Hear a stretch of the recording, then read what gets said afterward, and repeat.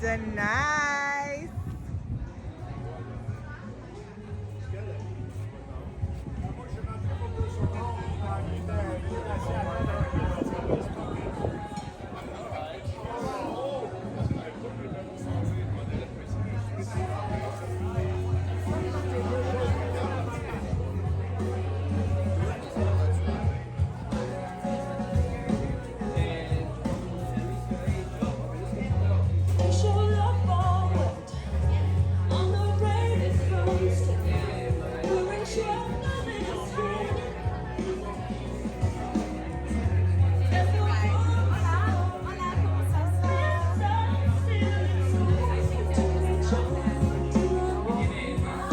My project today it's called Crypto Commons.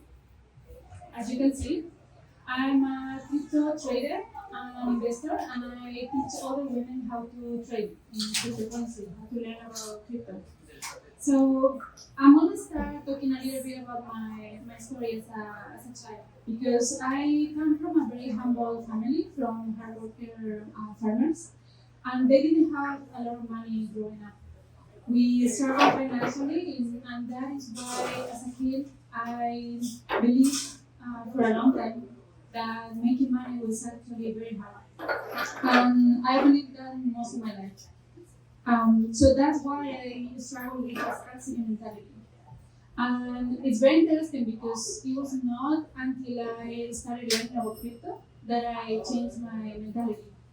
And because I started seeing all these people in the crypto community who, for them, making money was easy.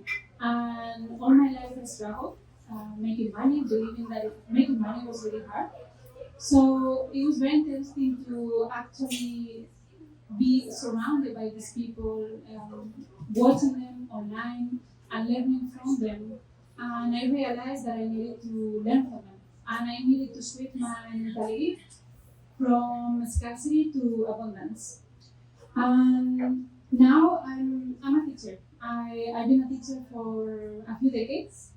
And my friends here in Playa, they knew I was a teacher and they asked me if I could create classes to teach them about cryptocurrency. And they were my friends, and I was sure I'll create some courses and I'll teach you what I know. So that's how I started cryptocurrency. So that's the beginning of cryptocurrency. Yes. Yes, my friends asking me, can you create these courses to help us? And I said yes. And at the beginning, there was only one man, like one of my friends' husband. He was there, but everybody else, it was all women. And I loved it because there's such a big gap financially when it comes to gender. So I was very happy to teach women about, about crypto. Um, so the reason why I like crypto so much is because banks, investment firms, they don't really have our best interest in mind. I I always saw that there's so much inequality in this world, not only between women and men, but also in general in the society. So when I heard about crypto for the first time, I really believed in the ideology behind it because Bitcoin, for example, it's just one coin, but it was created after during the 2008 crisis because so many people lost their life savings and the banks just gambled everybody's money, like they lost their savings, and then Bitcoin was created. So the idea of Bitcoin is giving us a tool so that we don't have to depend on them. We can custody our own money, we can manage our own money, we can learn by ourselves with others if we want in a coven maybe. And we can use this tool to empower ourselves.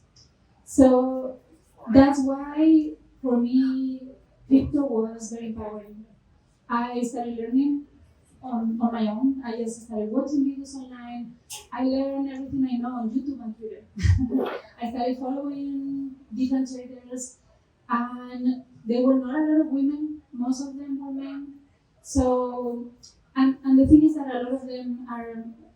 I love all the traders that I follow, but sometimes sometimes they're a little bit sexist, like there's not enough women, so that's why I wanted to create this project. So to help not only my friends but other women who also want to learn. So I wanna invite you to join the Crypto Coven.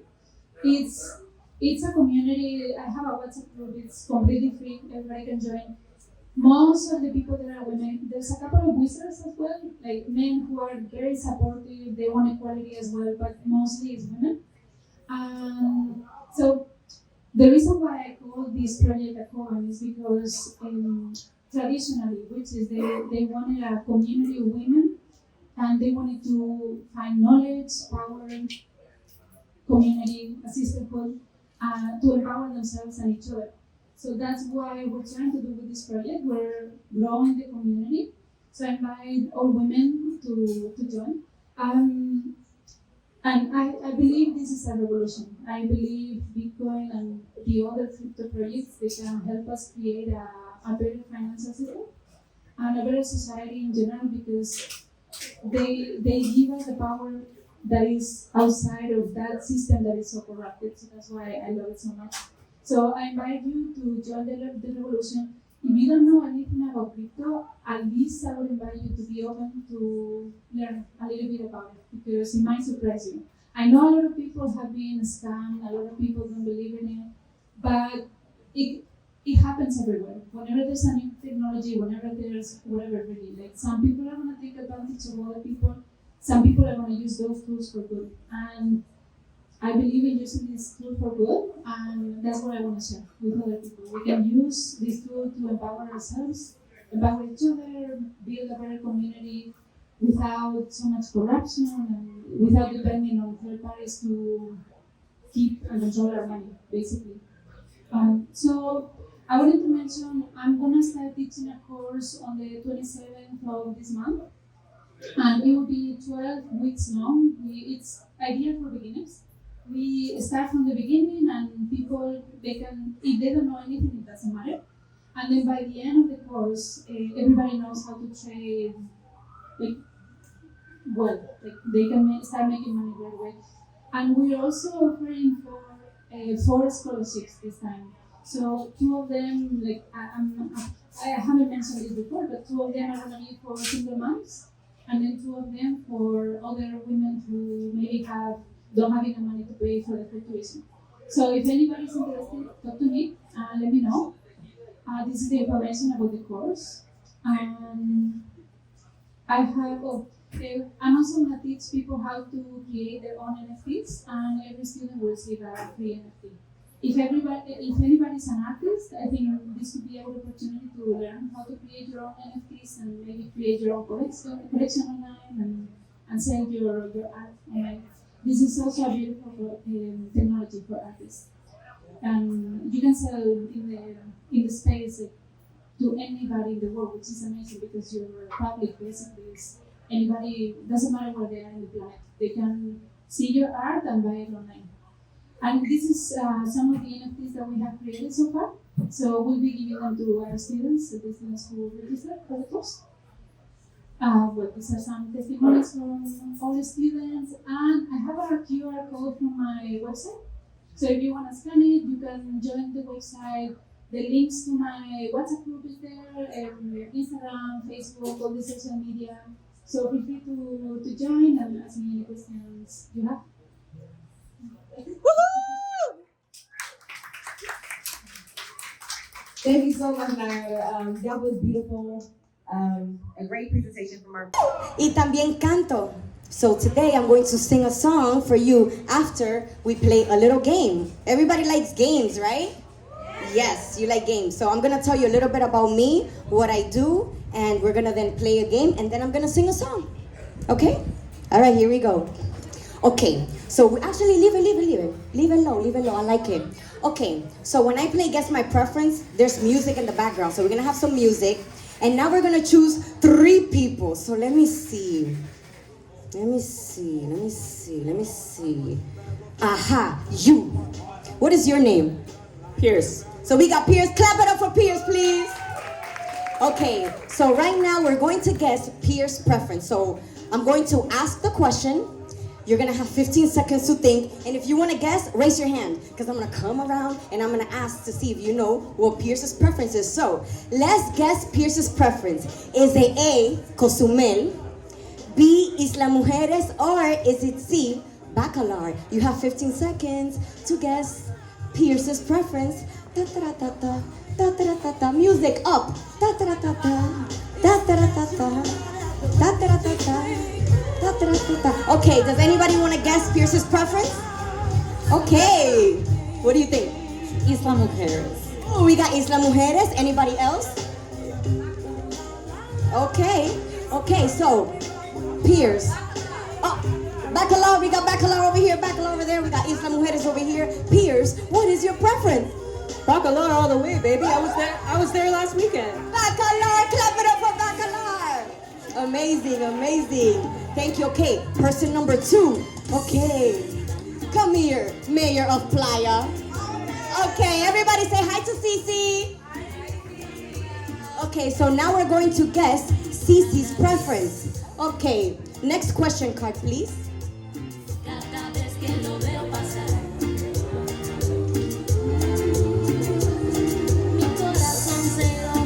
Thank you so much. Okay, we're going to guess Cece's preference. Is it A, rooftops, B, beach clubs, or C, cenotes? Ay, sorry. You have 15 seconds. Music up, please. Ta-ta-ta-ta, ta-ta-ta-ta, ta-ta-ta-ta, ta-ta-ta-ta.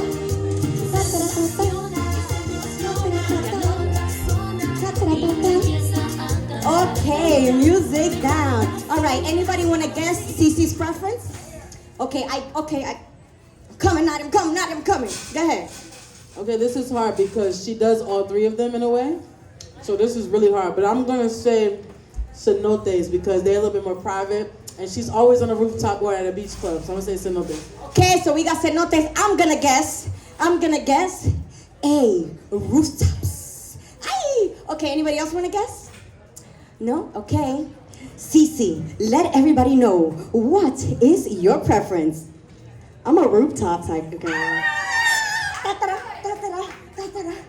So, If I could swim, then I probably might be cenote, but I can't. so now you know when you see Cece anywhere, you know that she's a rooftop girl. So now you know a little bit more about Cece. Okay, and final question card, please. La próxima. So now we're gonna guess my preference. I host. Yo soy la presentadora. I never get to play. So you're gonna play now. Okay. Okay, everybody. Guess my preference. Is it A, beaches in Playa del Carmen? Is it B, beaches in Cancun? Or is it C, beaches in Tulum? Music up. You have 15 seconds. Da-da-da-da. Da-da-da-da. Da-da-da-da. Da-da-da-da.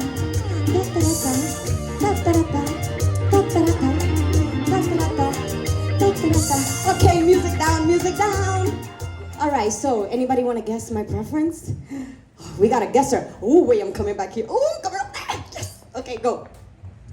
Cancun, Oh, playas in Cancun. Okay, what's your name? Erica, Okay, Erica. Nice eyeshadow. Okay, what do you think? Tulum all day. Okay, Tulum all day. Anybody else want to guess? Tulum. Oh, Pierce, what you think? I'm saying PDC. Why would you live here? I mean, why would I live here? The people. Ow. The people. Ow. Okay, and the answer is B, beaches in Cancun. Listen, let me tell you something. When I first came to Mexico, I lived in Cancun, and the waters are just so blue, and it's just, it calls you like the dress that she has on, like, come here. Okay, bueno, everybody, this is Guess My Preference. Okay, so now, Guess My Preference is over. Who's ready for some music? Hey! All right, can we lower my mic a little bit, please? Somebody? Thank you. And, okay, so this song, I'm gonna play a song for you. It's called Dale. Everybody say Dale. One more time, say that. No, that's too low. Yeah, thank you. Everybody say Dale. One more time, say Dale. All right, so play the song. When you hear that part, I want everybody to say dale, okay? Dale means go for it. You got it. Power. All of that stuff mixed in one. All right, here we go. Can I get some more volume on my... Yeah. Yeah. Eso. Dale.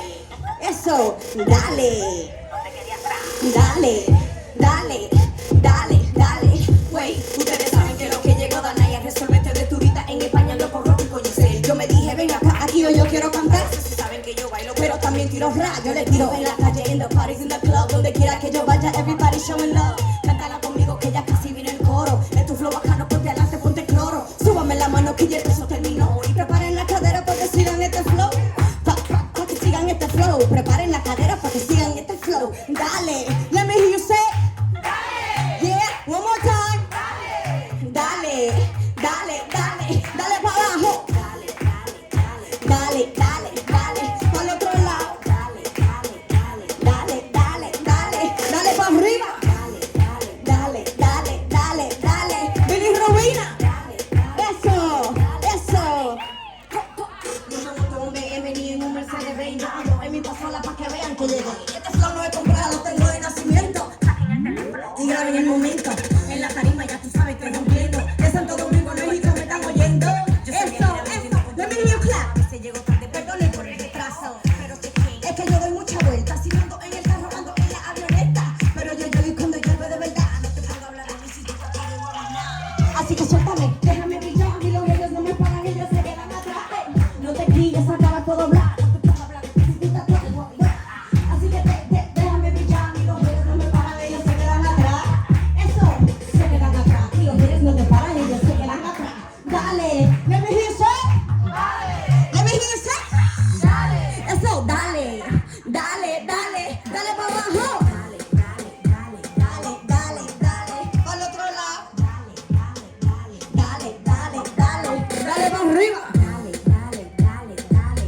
Eso, Billy Rubina.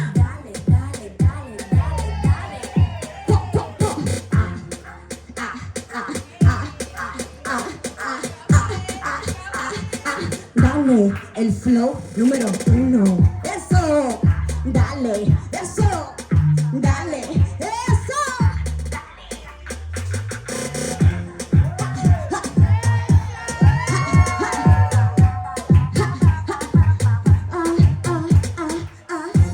Everybody showing love. Make some noise, Playa. Terminó.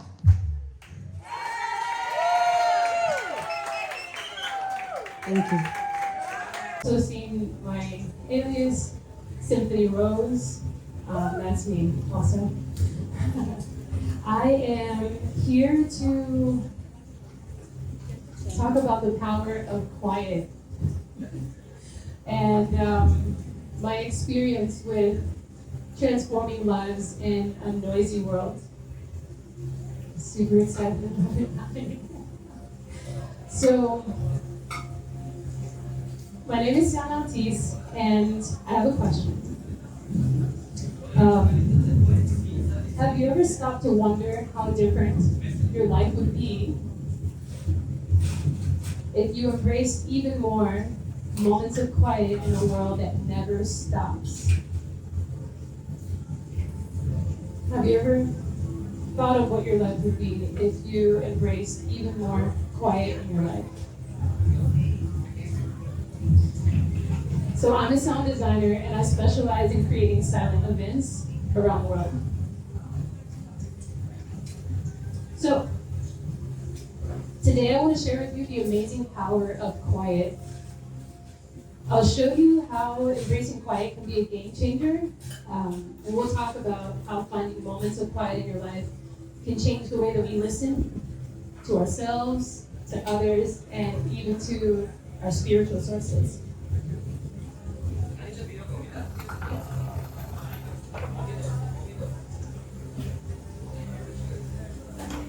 So first, let's clear up the difference between silence and quiet.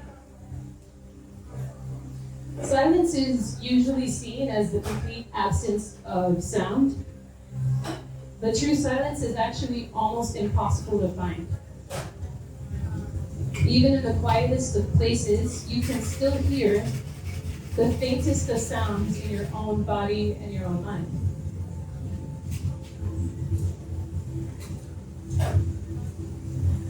But quiet, on the other hand, is different. It's about turning down the noise to a level where you can really process what's happening around you, around us, in our world. It's not about getting rid of sound entirely, but creating a space where we can reflect and process.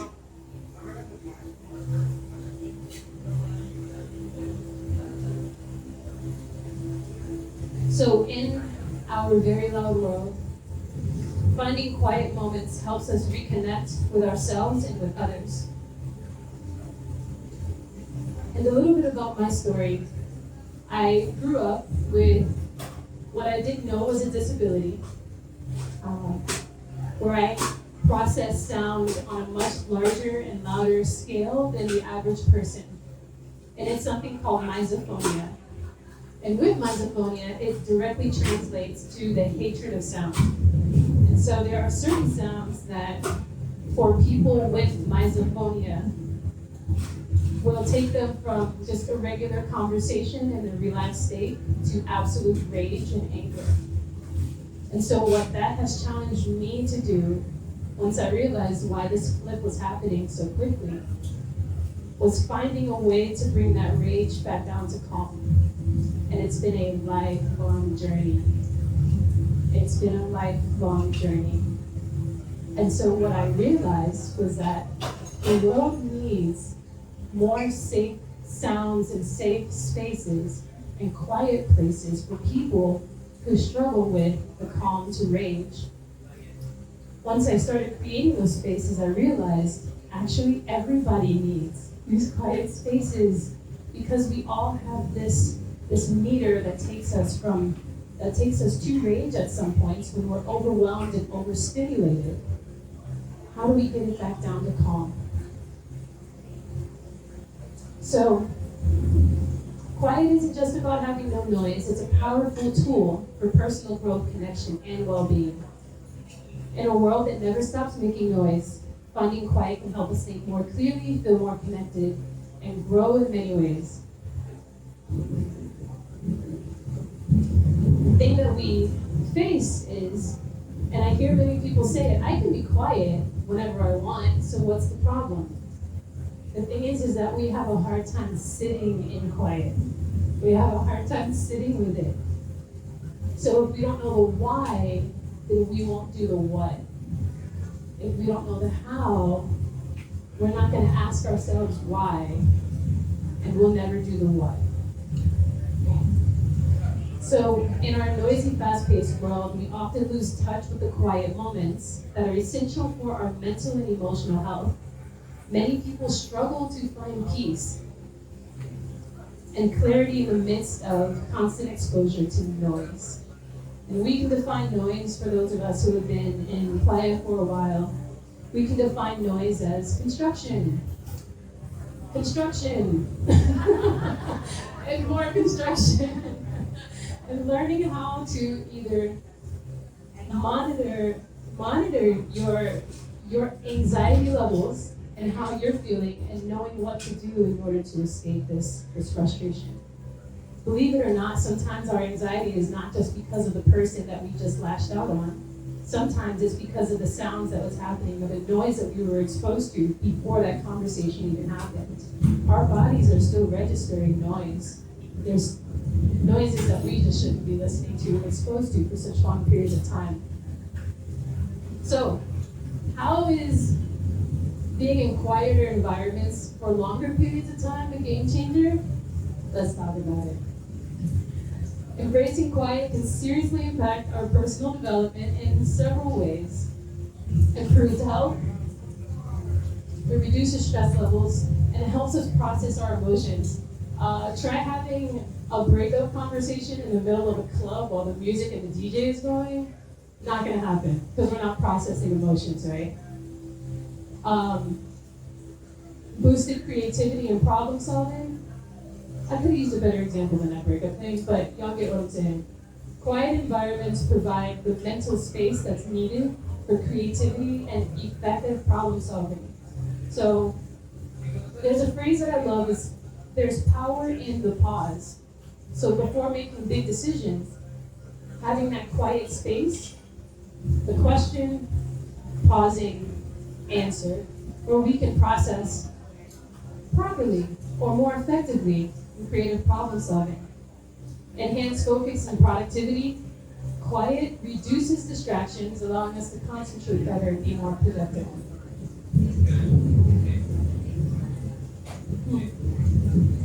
Scientifically, quiet is defined as the absence of significant noise, but it's more than just lack of audible vibrations. Here are some surprising facts about quiet.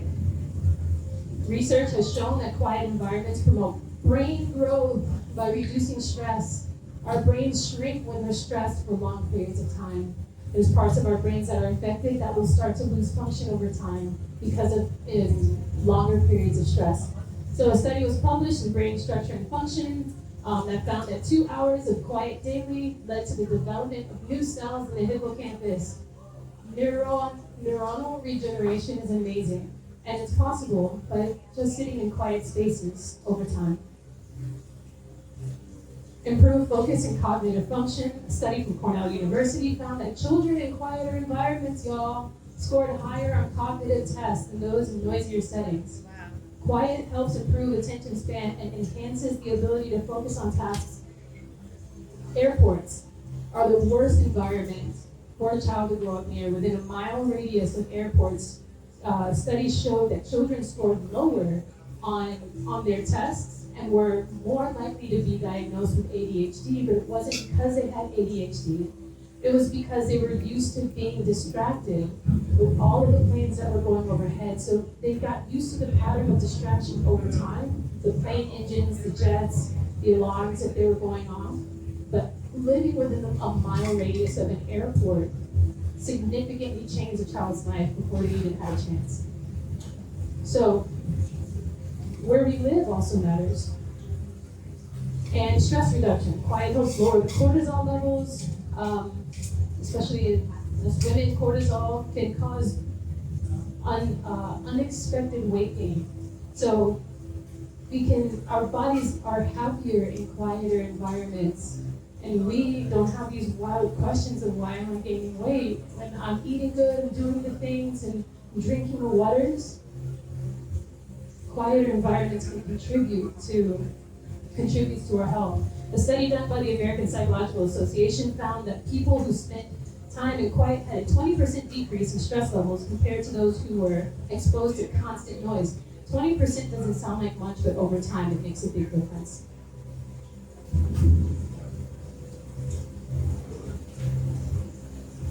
So I designed quiet live music events, quiet dance events, and alternative creative quiet listening, silent music events. My team and I design events using silent disco headphones to help you listen differently. It puts you in control of the volume, and it gives you the freedom to move and connect more deeply with yourselves and your surroundings without disruption.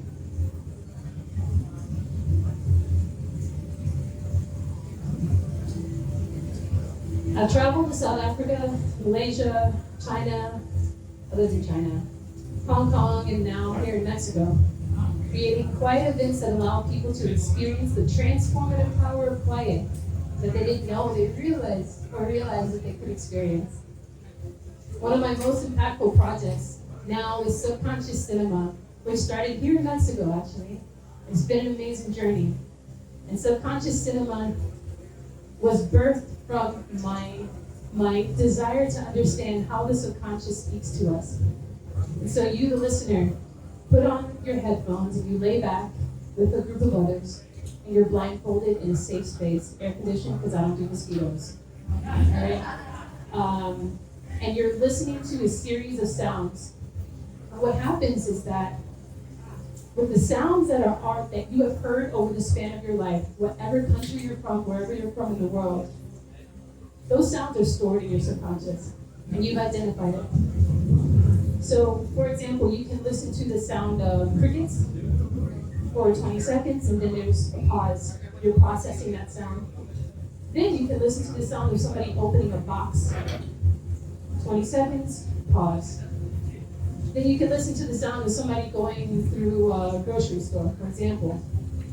What happens is that your subconscious, your brain, loves to create patterns. And so crickets, box, grocery store. Wherever you have heard crickets in your life, that's where your body will tell you that's where you are as you're blindfolded and listening.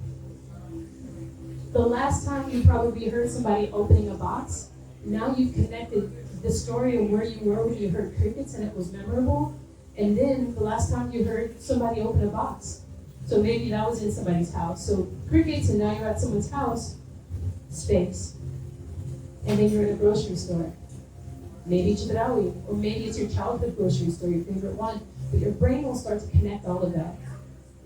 Everybody in that room is having a completely different experience because all of us have had completely different experiences that have led us to this point. This is your movie. And so you're blindfolded and you're watching your own movie while you're just listening to sound. And this has been my project here in Mexico. That's my baby. The stories that I have heard people say and share after the sessions have been astounding. Amazing. So my goal is to work with 10,000 people by the end of this year. And it terrifies me.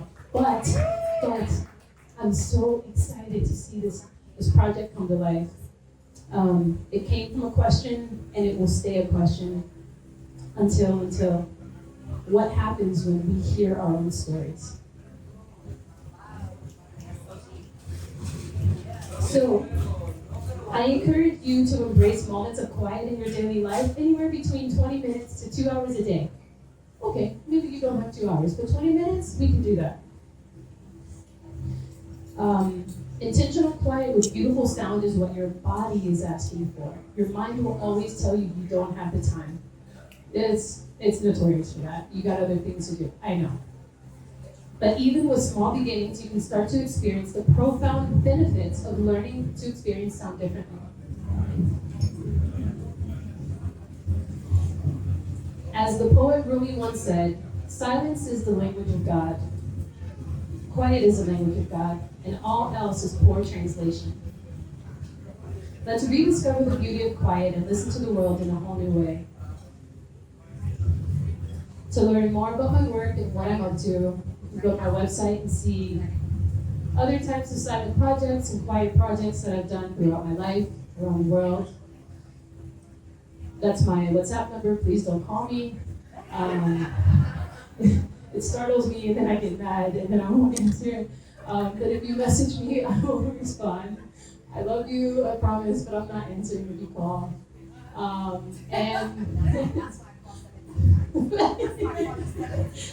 You got it, we figured it out today. And if y'all are on LinkedIn, it's such a great platform. You can find me on LinkedIn as well. And if you want to send me an email, I love emails. They feel like postcards. If you want to send me an email also, I gladly receive them and I will respond to each one. Thank you so super much, Desi, for all your work and what you're doing. For this platform. I'm still on these.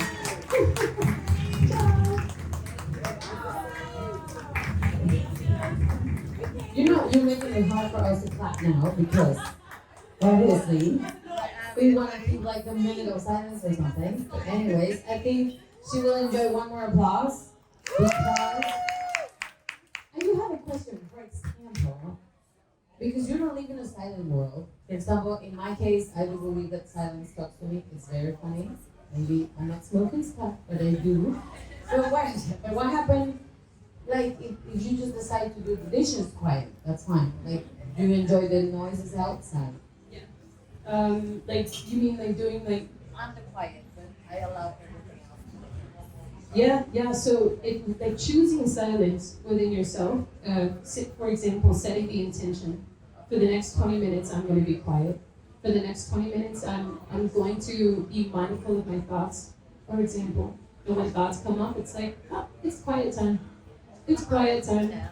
It's quiet time. And as many times as you have to say it, eventually those 30,000 thoughts that come up during the day, they'll start to just kind of slow down, and you regain control of those thoughts just popping up and distracting you, which is the beauty of practicing mindfulness. Yeah. Thank you very much. If my husband could hear you, I would take you to my home.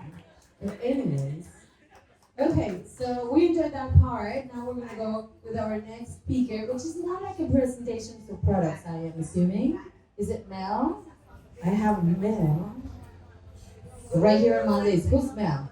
Mel, don't hide behind your products. Come over here. We're gonna be round of applause. Wonderful products. But actually, the presentation is set up. I'm not talking about my products at all. Oh, no. Turns out. Surprise! That's mine. Oh, that's mine. No, that's fine. Okay. Everybody take your So, quick little break. We're going to do a set of second my PowerPoint back. Oh, this one's yours? You know, I got it. Thank you.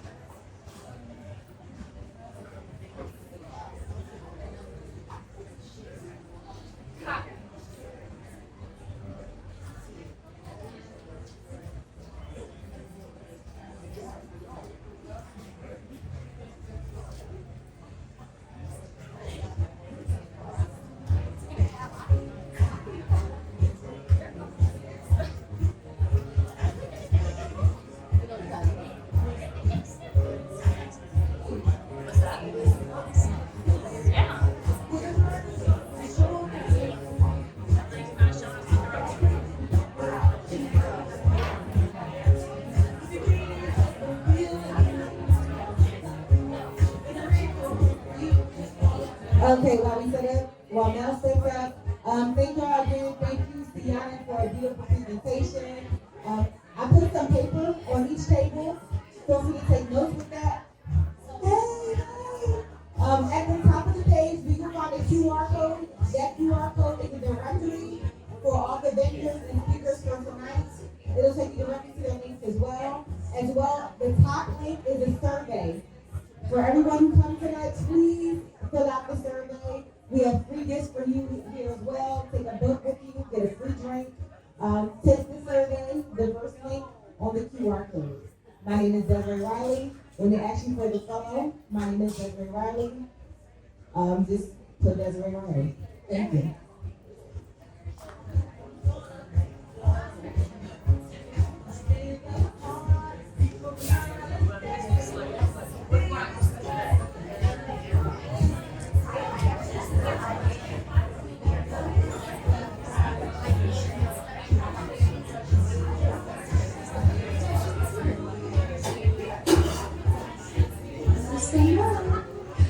Life ain't so bad at all.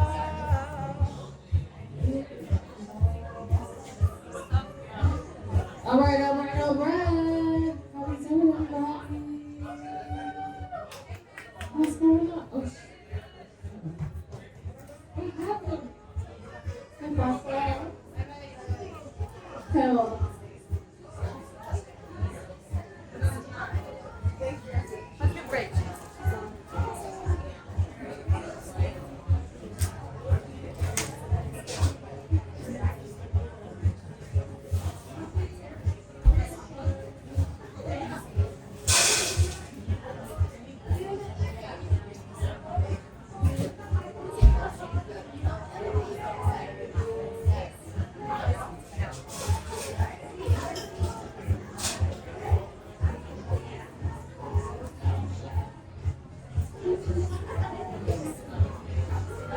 Hey.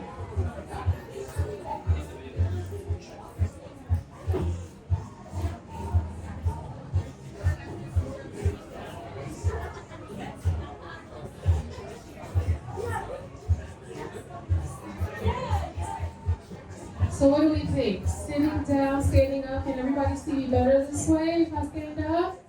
Thumbs up. All right. Oh, y'all are still alive. I love that. Thank you for the thumbs up in the back. Appreciate that. We're clapping it, everybody. All right. So my name is Mel, short for Melissa. I've been a Playa for 2.5 years. Very happy with it. Prior to my time here, I've done a few things. I'm a serial entrepreneur by nature. I've done the whole job and career thing, and that's beautiful, and I would do it again maybe, but by nature I'm just an entrepreneur. I like to create solutions to problems and products and things like that. So we'll talk about that in a little bit. But my presentation today, since we're talking about leadership, is about how to pitch and how to hire. Now, they told me I only had 10 minutes, so this is going to be short and sweet, but I'm going to do my best to give you some tips that I have found along the way that are very helpful to pitching for your business, yourself, your products, your services, and how to prepare to hire and grow your team.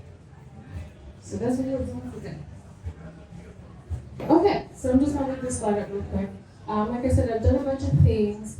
The pitch world, it's like a vortex once you start, right? Like you start doing contests and applying for grants and doing all of these things.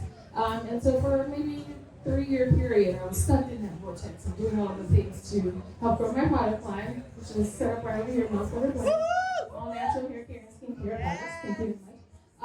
And apparently that means I have to go around begging people for money to grow my company, and that was a really fun process, as you can imagine.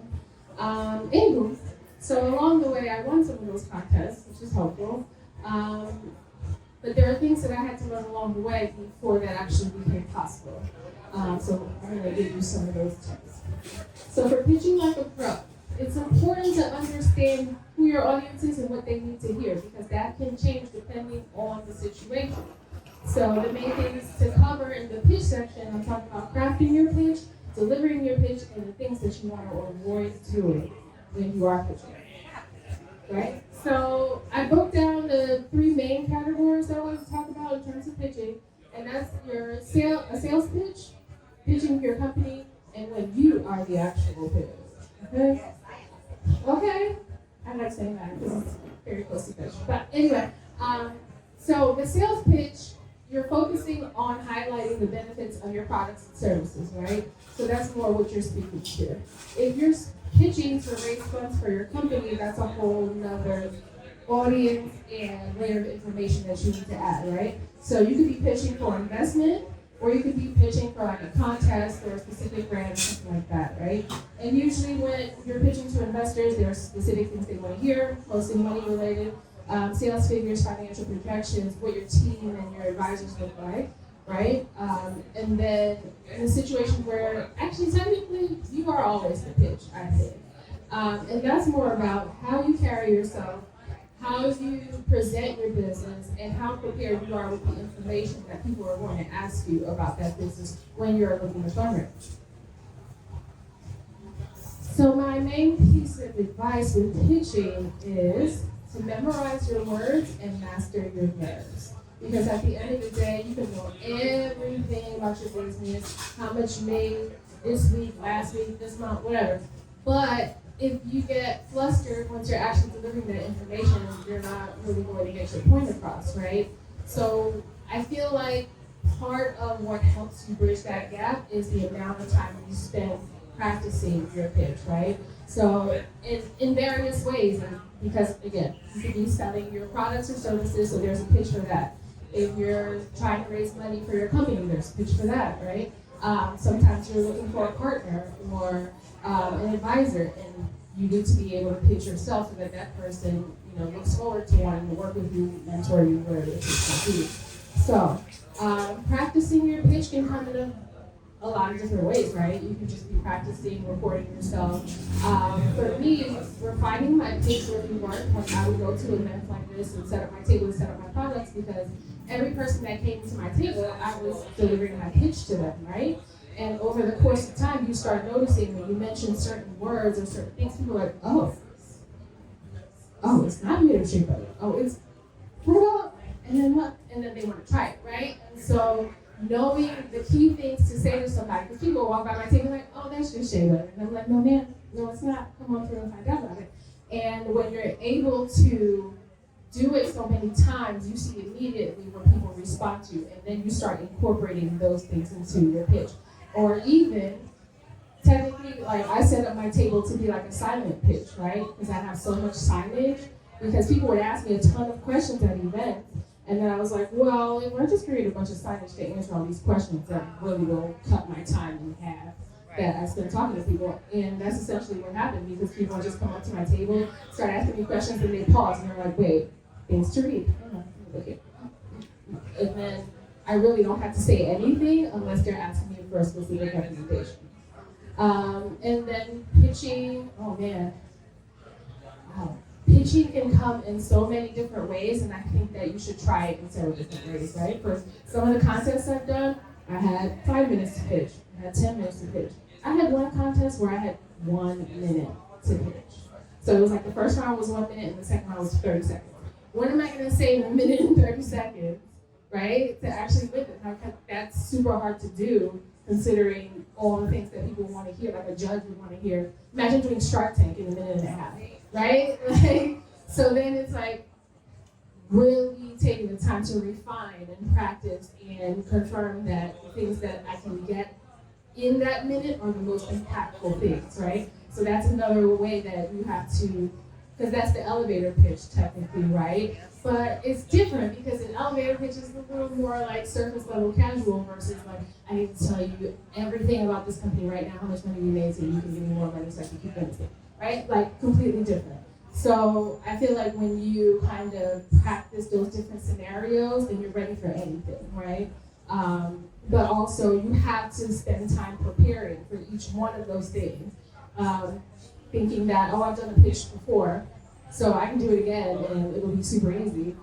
That's not realistic if you haven't actually practiced and revised and reviewed all the things that you need to include for that specific pitch. Because, again, you could be pitching to judges for money. You could be pitching to people to provide services for your business, right? So you need to understand what's going to get those people to want to work with you.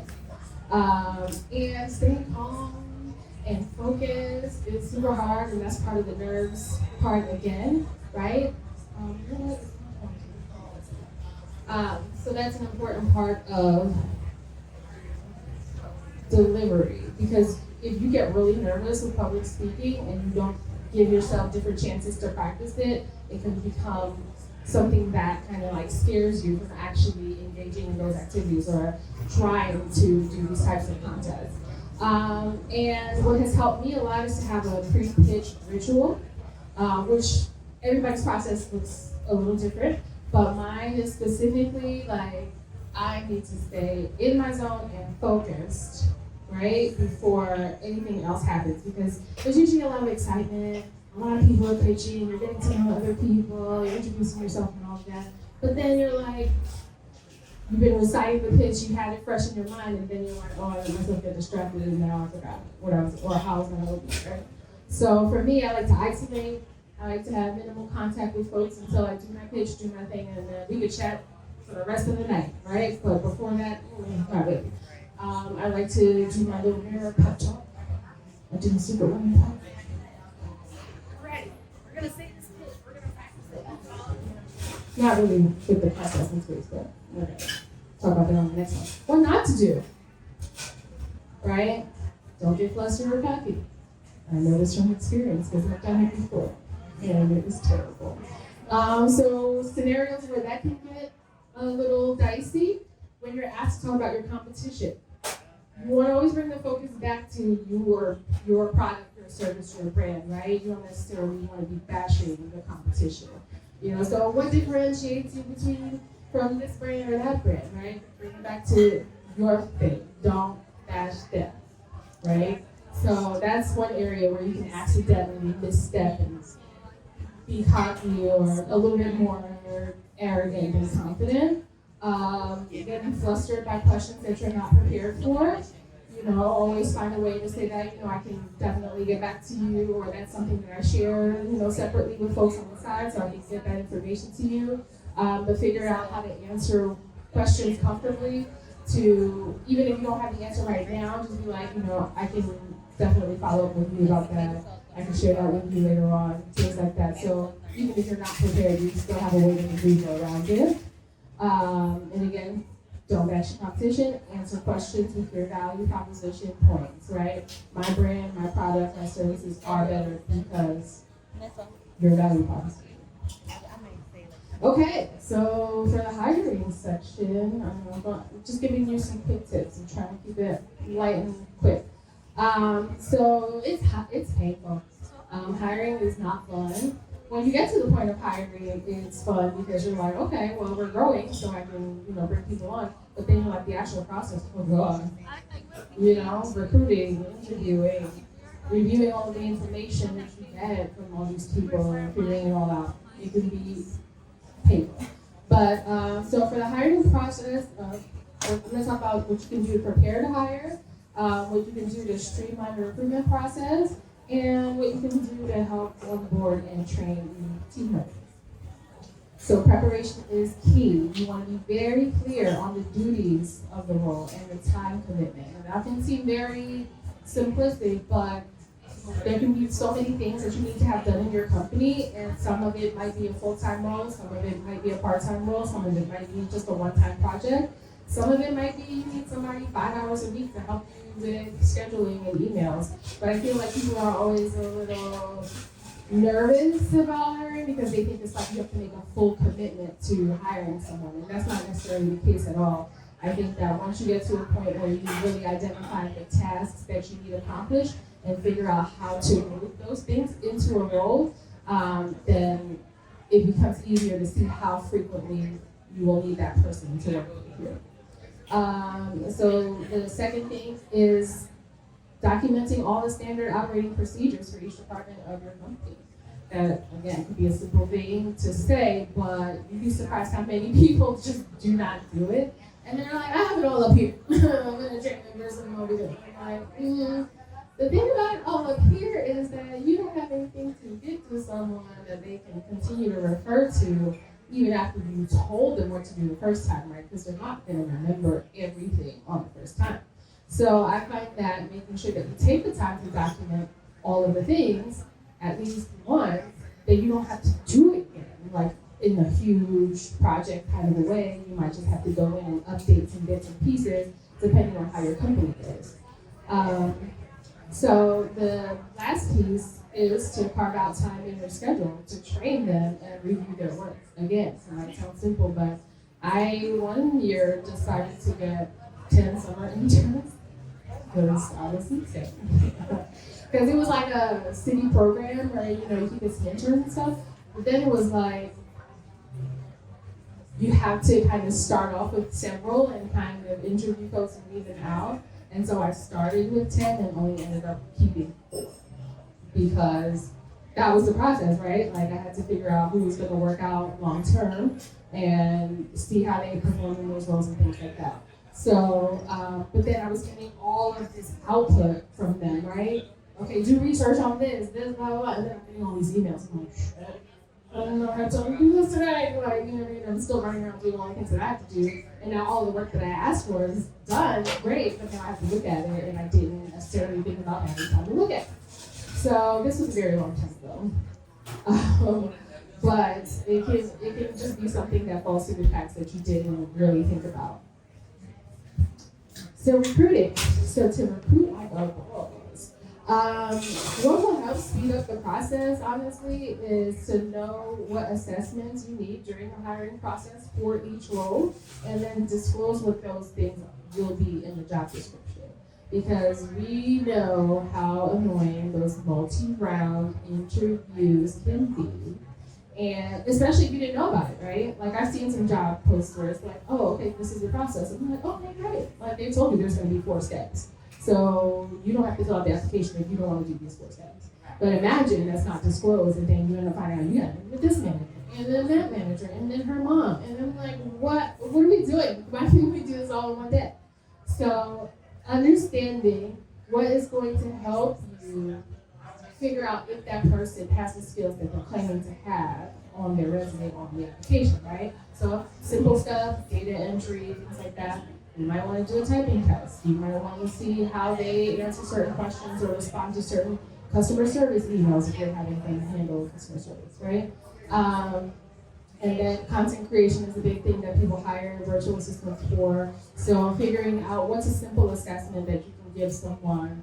You know, give them a folder with a few pictures and tell them, create a flyer for an event that I'm doing, right? And something that's very generic. But you want to make sure that it's simple. You want to make sure that it's short. It shouldn't take them more than 20 minutes of their time to do that, or else you should be paying people for them to complete that assessment if it's going to take an hour or more, because that is also super annoying when people are expecting to do super long tasks and something that is basically a project for them, and expect you to do that for free. That's annoying. So figure out 2 to 3 assessments that will help you narrow down. And I do that even before interviewing folks, right? Like, I'm not going to waste my time sitting in an interview with somebody who didn't do these basic requirements and I don't know what skills you actually have. That's a waste of my time. And then how will you standardize the interview process?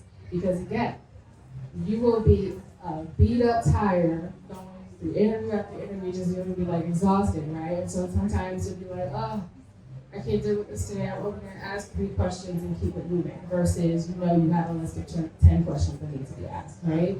So making sure that you have a standard set of questions that you're asking, you have a rubric of the sort that you're using to measure the person's responses, right? On a scale of 1 to 5, how good are you at this using this program? How familiar are you with this, right? So that you can have, because you won't remember any of this. After you do like 3 back-to-back interviews, you're not gonna remember anything. You're like, wait, which one was that? Right? So making sure that you have a way that you're tracking the people that you're talking to, their responses to questions, the overall energy that they're giving you. If you're working with international folks, like if they say they're fluent in your language that you need them, but then they're not really, you know what I mean? So all of these things you'll be able to tell when you have the interview with them. And then for onboarding and training, now again,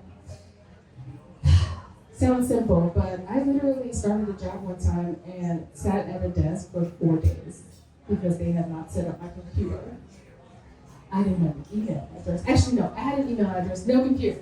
Just sitting at a desk, just taking notes and things I need to do later, things I need to put on the calendar later, blah, blah, blah. Because this company, actually, a city organization, a city department did not have this shit together enough for me to start work and have a computer at my desk, right? And that sounds simple, but you'll need the email, they'll need a phone number, or if they have a phone or something like that, if you're having them do customer service stuff. All of these things should be set up prior to the person starting, because you don't want it to be they're starting on the first day and you're like, well, I gotta set this up and send it to you. You know what I mean? Like, it doesn't present you well. And again, you want to make sure that you have a standardized onboarding process every time you hire somebody new, so you make sure you get all of those things done before they even start. And then you want to have a solid training plan and timeline that gives them time to learn and practice, especially when complex software is involved, right? Let them know what to expect. We do 1 week of training. You'll learn some things on Monday, practice some things on Tuesday, learn some new things on Wednesday, blah, blah, blah. What is going to be the cadence that they can expect? What are they going to be responsible for handling outright while they're in training, right? Because, you know, you might, if you have to answer phones or something like that, okay, give them the basic things that they need to say they answer phones. That's not a huge thing that you need to train on. But if you have a very specific type of software that you use for your business, and you know that it's complicated, and that it'll take more time for them to understand it, then you have to have clear phases of training for, okay, well, phase 1 of the program we'll teach for the first week, and then we'll teach you more and more the second and third week as you go. Yeah. Because, again, if you don't have all of these things planned out before you start, it's just going to be chaos when that person actually starts, and then you'll have them on the clock with nothing to do. Right? And when you have a big corporation, or you're working at your job and you work for HR and you don't have everything completely together and you're hiring somebody, it's different than when you're paying somebody out of your own pocket. Right? You can mess around if you work at a company and you're like, oh, well, we'll get your stuff set up tomorrow. I'll just hang out the first day. As an entrepreneur, you can't afford to say that or do that, right? So anyhow, that's most of my tips. And to connect with me, so I'm I'm an operations and marketing consultant by day. By night, I don't know if it's different by night. I also sell products during the day, but I sell products at night too. So I work with other people to get their businesses to grow, to help them raise funds, to help them hire team members, brand identity development if you're starting a new company and to figure out what your brand is going to look like. Pitch coaching, all of the things involved in the pitch world and raising funds for your company. And then product-wise, we have my table all over there, all natural hair care and skincare products. So the point of that is all the products in the hair and skincare product line you can use on your hair and skin. Everything's all natural. You shouldn't have to need 35 products just to take care of one body, right?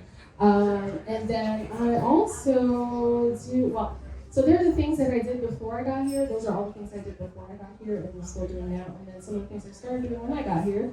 I was doing some classes. So, fun fact, I majored in Spanish in college. I never used it in life until I got here. And I'm like, great, cool. I can communicate with the folks and then I can teach fellow expats the things that they need to know to get their Spanish on, or, you know, at least to get you jump started, right? Like all of the essentials and basics that you need.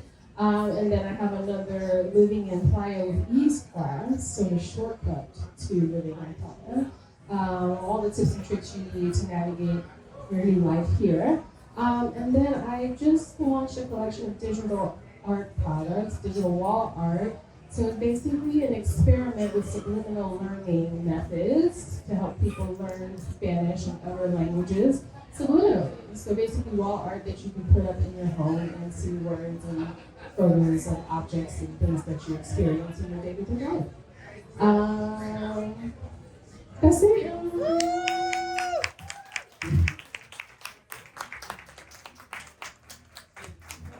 She's like, oh, humble. This is all I know. You know a lot of stuff. Big round of applause. Well, there's experience. That curriculum. I don't know when do you do all this stuff. But anyways, okay, guess who's next on the line?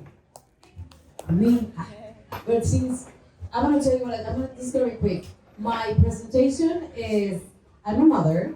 I had this fantastic adventure of family in Mexico City. It was a drama, like a telenovela in Mexico. So I had to run away from my family. I came here. And what I believe a lot is in communities. So all I have to say really in this reunion is that when I tell Desi that I'm gonna be here, I didn't even met you until yesterday. So this is what I do. I like doing podcasting and I still believe in influencers. I think we all are an influencer and I'm so happy to be here because this is an influence. This is what an influencer do. Gets people together and starts a community that can actually have an action and not just words and pictures and all that stuff. So I believe in that. I have a show in Spanish that it's called Goals in Paradise. And I want to invite my friend Itzel because we're gonna start. I'm just putting her on the spot. We're gonna start to do this in English, so we can actually start doing these presentations in a program in Playa that it's actually Goals in Paradise for all these amazing people who's coming from all over the world. I mean, I'm so happy to speak English because that was my dream, like reaching other people. So the first time that somebody gave me a microphone, it was on a stage. There was the Mexican show, and the guy just handles the microphone. It's like, it's your show. And it was 300 people, and I can feel the goosebumps because I thought I was going to fail. But this is my thing. My magic was trying to see everybody in the eyes and make sure that everybody understood that talking to people and trying to make communities happen, that's my thing. I'm not the friend that is gonna call you every day and is gonna put my hands together because you bought a pair of shoes. I am the friend that doesn't even know you, but if you're doing something important, I'm gonna be there. So that's my presentation. And I just want to invite you, since I put stuff together, to visit the tables because there's a couple of businesses here that want to promote what they're doing. We have is it a catering, or I'm just a catering company over here in the corner. It's events and furniture and rentals. Then we have these wonderful girls over here with services for community that you have to know what they're doing. We have another table in the back. So that's what I'm pushing forward, like try to visit the tables and see what they're doing and push what you're doing. Like whatever you're doing, even as a housewife, there's something you can do for this community. So that's my invitation, that's my presentation. My name is Sandra, a mother of two amazing souls that are teaching me how to live, and a good friend of communities. Thank you very much. And the next on the line, I think, you know what? I think we're gonna give exactly a few minutes of music so everybody can relax a little. No? Okay, so Cece came through and saved us with the microphone. I started off with that. Our audio was terrible, so we started about an hour late.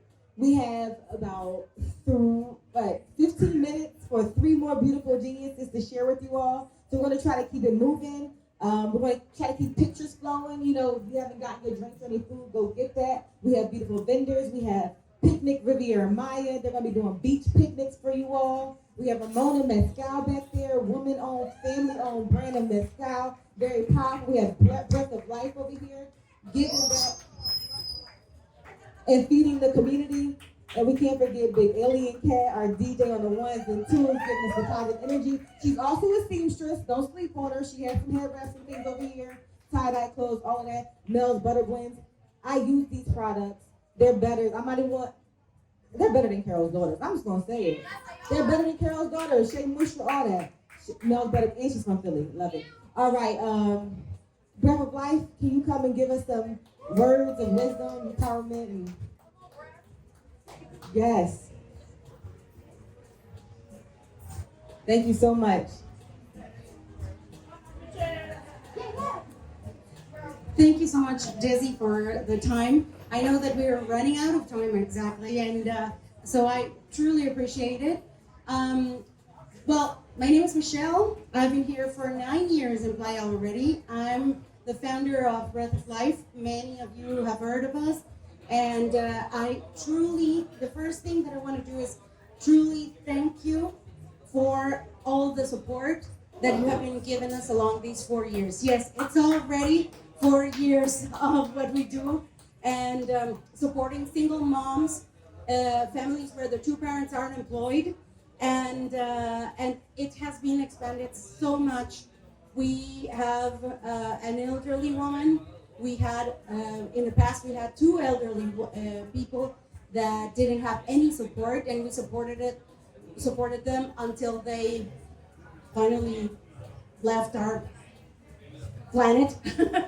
And we supported the family with even with funeral expenses. So our scope of help has expanded, not only to give them a care package every 3 weeks, but also to bring supplies for the kids and back to school times, or medical emergencies, educational things.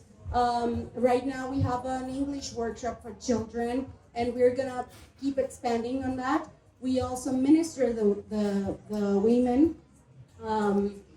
I ended up as a pastor as well, and so we minister them so they can reconnect spiritually, emotionally, and find their place as mothers, as women, as daughters, and in general in the community. So, thank you. And we can do all of these because of people like you.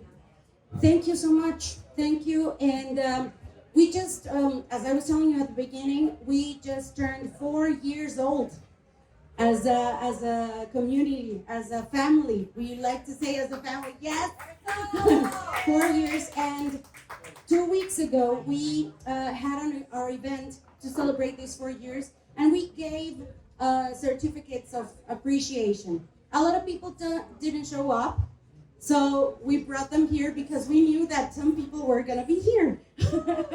So we have the first one that we would like to give, but I don't know if Symphony, you being an admin of that group, maybe you want to take this one. Buy Nothing Group, please. It says, Certificate of Appreciation is proudly presented to Buy Nothing Group in recognition and gratitude for your dedication as a supporter of Breath of Life.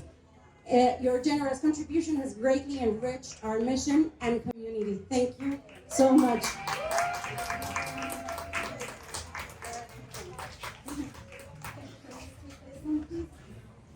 Does anybody know? Many of you I don't know in person, and so this is actually perfect. Do you know Key? Key? Yeah, love Key. Yes? Can you send it to her, please? Can you extend the gratitude? Thank you.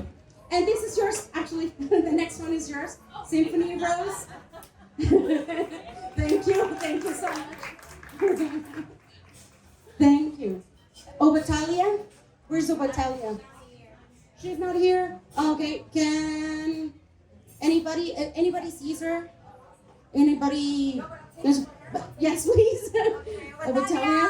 Yes, thank you so much. Thank you. Imajah is not here either, right? Imajah? No? Okay, I'll keep this one because I think I'm gonna see her soon. Okay, can you? Empress Love? No, she's not here. Do you see her? No? Okay. Okay, we'll keep this one as well. Danais, we have one for you.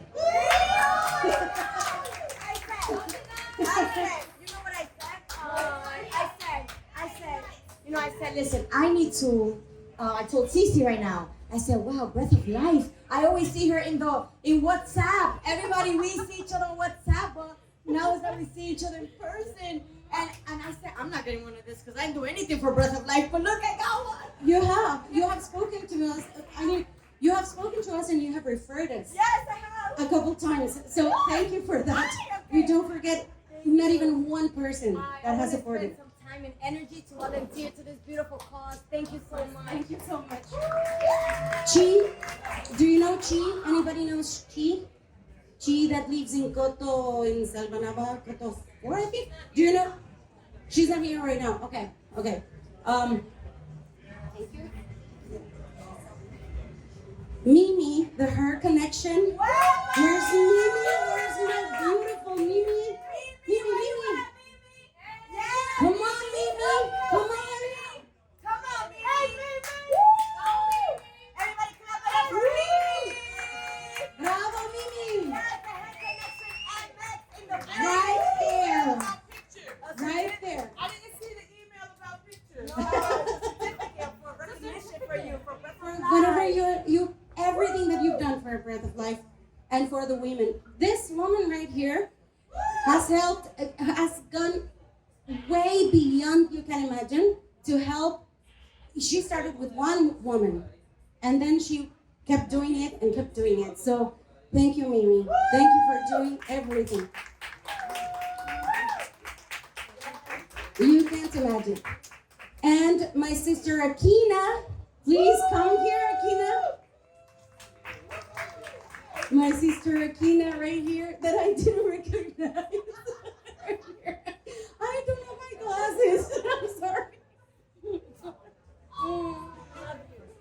Here. Oh my gosh, thank you. Thank you for everything.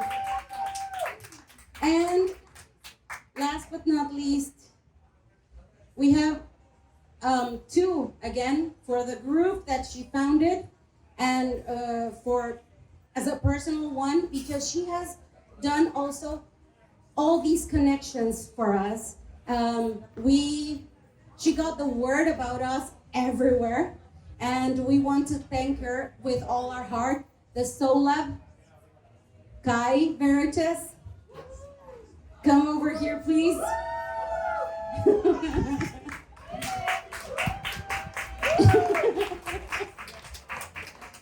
Soul Lab and Kai. Thank you so much.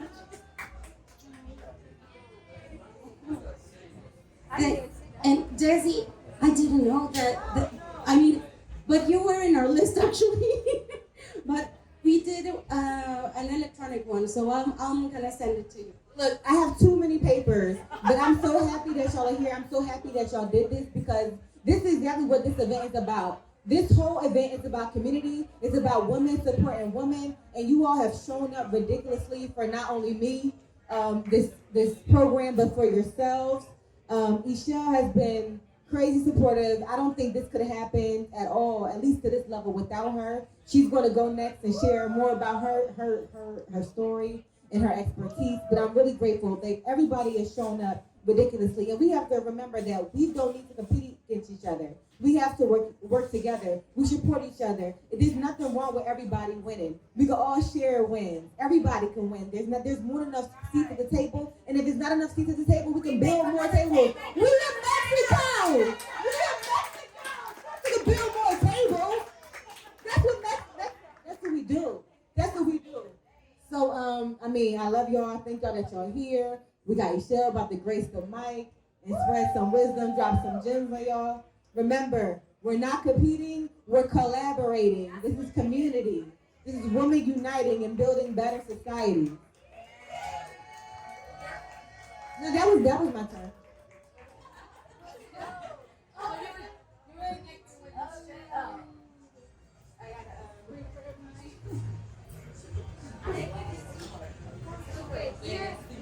Support the vendors. Check out the vendors. Check out that mezcal back there. I want mezcal. She's got new branding, new bottles.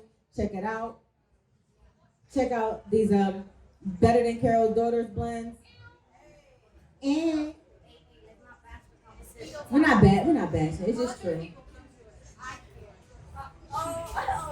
Right. I'm not doing the comparative analysis. I'm just saying. You know.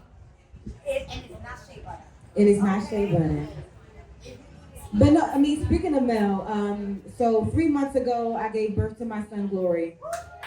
Yes. Mel, people like Mel, Obadiah, Mimi, Akina, people stepped up. I got my first free bottle of oil from her. I was like, I gotta go back and get it. I was addicted to it. You know, she blessed us. Mimi was doing our hair. She did my hair, my son's hair, gonna do the little one's hair. So it really has been a community supporting moms. And oh yes, what's up, Playa magazine in the house? Yes.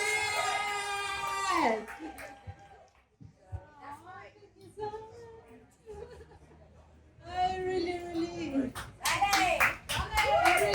happy to be here and collaborate and found this beautiful goddess.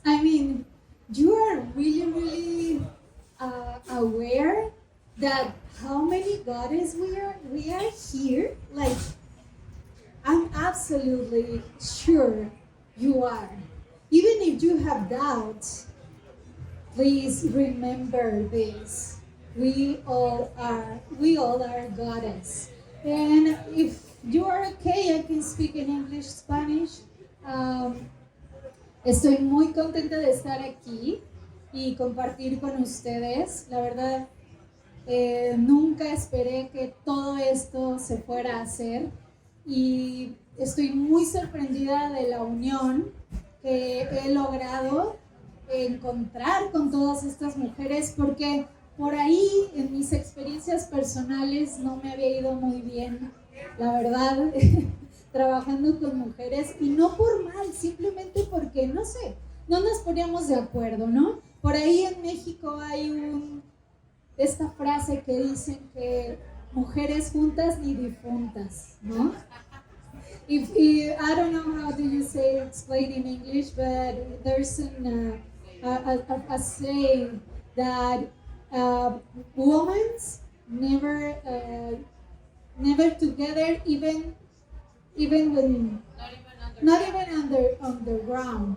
So okay, maybe the translation doesn't make sense because it's a meaning in Spanish. So yeah, so I wanna start introducing myself. I've been here for the last 10 years, and I've been working in different things. So right now, for the last 10 months, I've been working on this. This is my magazine. This is my project. And my project is, thank you so much. I'm so happy to share with you this, because this is a complete guide of the people that I met here, and I keep meeting. Like, it's amazing. I'm so glad to connect with all these beautiful people, because in my vision to create this is join the communities. As we all say, we are really, really happy to join all these beautiful people because, you know, we are in the multicultural place. So I found really, really good connections. I think I have my own family here. And just because these people is really, really good supporting each other, not just me. I share this with these beautiful people, and I would like to, okay, you can find me here on Facebook and Instagram as What's Up Playa. I want to show you a little bit about the magazine just to give you some insights about what is about. These are the last issues. You can find and navigate in the website and found the last issues. I also have this if you want to support the project because it's free. It is for everyone, it's for the community, and I promote, and also you can subscribe here in this button, but it's super easy to navigate here and also, oh, so sorry. I try to open, yeah, yeah. If you click on this, you can find the magazine, so you can navigate there. This magazine is designed by me. All the content, all the graphics, everything is designed by me. And the issue for this month is especially talking about communities. I'm talking about this thing about the gentrification. If you know nothing about it, is this issue because I don't think it's an issue. I think it's some way to define what is happening in the world. Like, if you realize this after COVID, there's a bunch of people traveling. But Playa del Carmen is one of the best cities in the world for digital nomads. If you don't know that, I do my research, a huge research about it. So that's why I designed this, because I start talking with different people, digital nomads, people from around the world, and I realized we need something here in Playa to connect people and create this community. Because if you are from, I don't know, for example, Canada, United States, France, Germans, or Italians, or Argentinians, or wherever, like there's so many people from around the world. These communities and these groups has their own groups, their own food, their own communities, their own friends. We miss a lot. I think we miss a lot if we don't share what is happening. That's why the name, What's Up Playa? Literally. I talking literally because it's a lot. I have this beautiful article about the mastermind. COP is running by Desi. So you can play also with the magazine. You can find in these icons, you can just click on and go directly to their website, Facebook, Instagram, whatever. So I invite you to look at and give me your feedback because I'm working on it. I'm gonna say this. I'm working in a new rebranding of the magazine and also on the website. So I would like to share this maybe in the next events. If you are looking for promote any brand, any project, anything that you want to share, please come with the magazine. This magazine is for the community. Doesn't matter if you speak English, if you speak Spanish, French, German, Russian, whatever. I'm working with the website to create something in different languages because I really, really believe that if we are here, is because we are out of the box and we are looking for different things. And please see all these beautiful people. I mean, every project, everyone is talking about the things that are doing. Please, it's blow my mind. So I don't have enough. I just have this magazine. I do it every month, so it's too much right now. I also looking for help because it's really hard for me doing by myself. But I keep doing this just because I'm enjoyed. I enjoy to talk with people, share the things that I like. I am a designer, so that's why maybe you can see this. And so I'm so glad to be here. Thank you so much for creating this. Thank you so much for everyone here. You can find me as WhatsApp Playa, Facebook, Instagram, and also you can find me in my personal Instagram or Facebook at Itzel Sharaf. So please let me know if you need anything. I'm here to support the community, principalmente a las mujeres. Estoy muy contenta de estar aquí. Muchas gracias.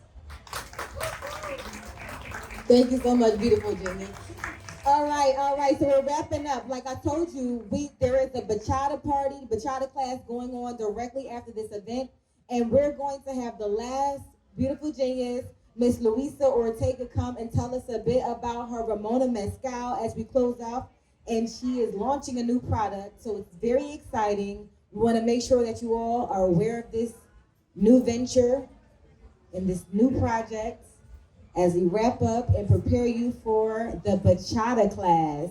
Please don't forget to scan the QR code and complete the participant survey for the night. The QR code that's right here at the registration desk or on the note papers passed out. Miss Luisa. Woo-woo! Hello, buenas noches a todas. Well, I'm going to try to be quick and brief so we don't mess up with the bachata class. I just want to share with you, I'm launching a new bottle. I've been working with my own brand for like 3 years now. I started here in Playa. I'm from Michoacan in Mexico. A little context about my story. I'm working with this business with my family, with my brothers and my parents, actually. It's completely family business. Our idea in the beginning was helping the communities in Michoacan.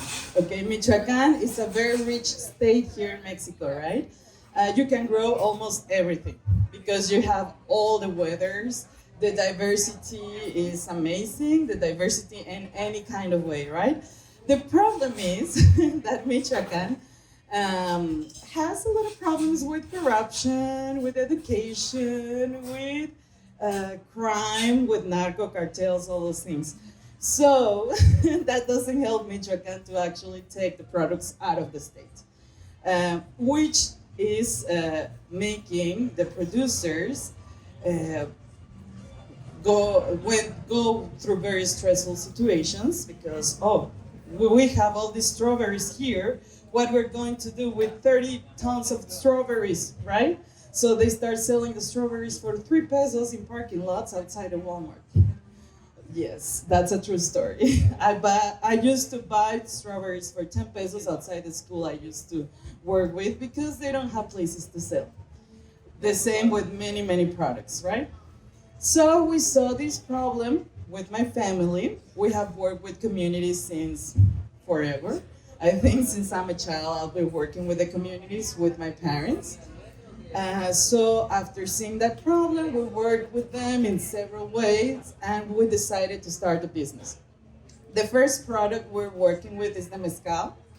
There's tons of mezcal, but nobody knows that there's mezcal in Michoacan, right? You hear mezcal in Mexico and what you think? Oaxaca. But guess what? Oaxaca is investing in so much marketing. Michoacan doesn't have that kind of money right now. So what we're trying to do is to get the product out of the state and start commercializing here in the country and outside the country. We're starting to export as well. So what I'm sharing with you right now is the product of all these problematics and thinking and research. We came up with this idea. That's the brand, Ramona Espíritu Libre. Ramona is made with cupreata agave. Cupreata is a very special agave because it has a very particular flavor. It's very floral, very herbal, earthy. And well, I'm inviting you to try it now. When you try the cupreata, when you try the agave, you're actually trying the flavors of the state. That's what I'm sharing with you right now. So you get an idea of how fertile is the land there, how diverse, and that is what I'm bringing to you to share tonight. And I hope you enjoy it. Thank you so much for your attention.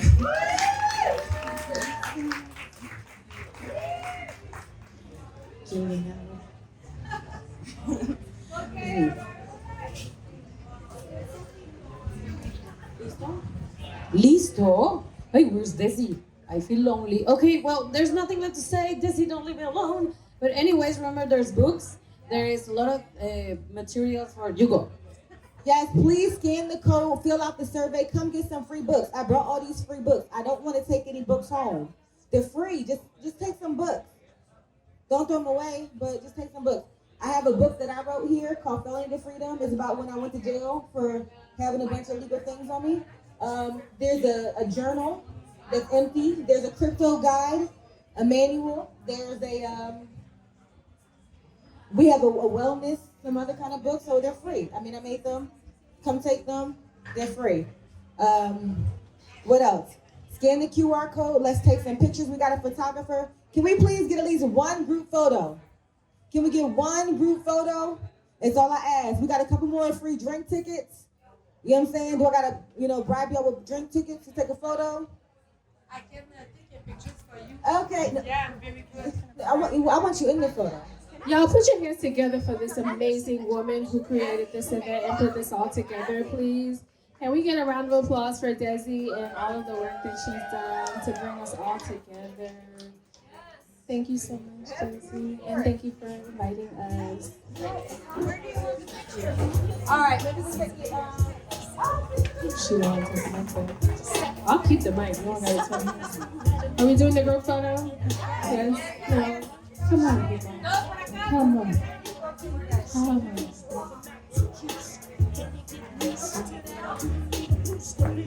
Where's the picture? Right here. Take a group photo.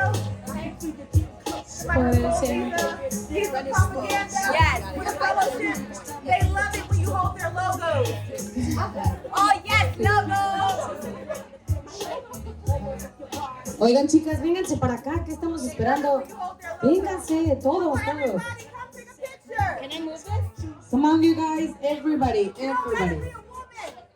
A los chicos de la bachata, ahí vamos, ya acabamos, muchachos. Se me desesperan. La foto ya. Todos en la foto. Everybody grab a sign. Maybe the front girls can just go a little lower. Baby squat. ¿Listo? Okay. Baby squat for the front line, baby squat. Hey, there you go. To see my face.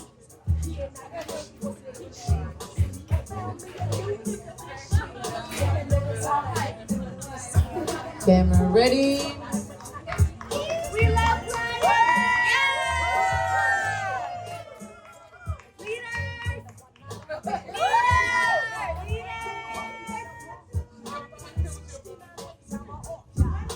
One more. Everybody say cheese. Un fuertísimo aplauso, a big round of applause, everyone.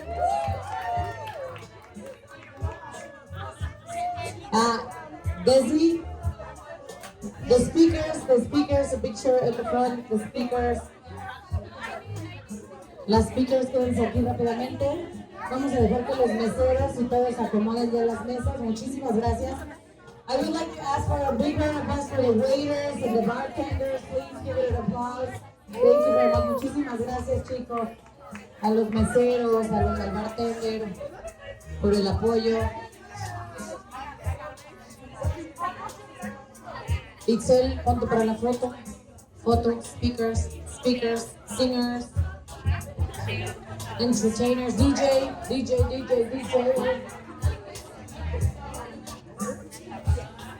Foto. Desi, where is she? Michelle, Desi, the picture, because we have to go. Speakers in the front, speakers on top. I'm a speaker. There you go. Posing, squeezing bellies.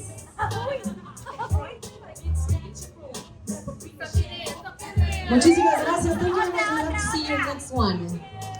Let's make a next one.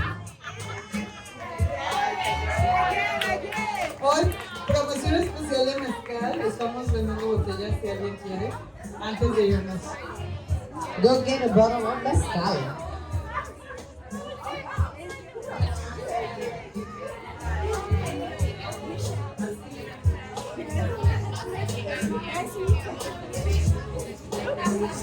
Thank you.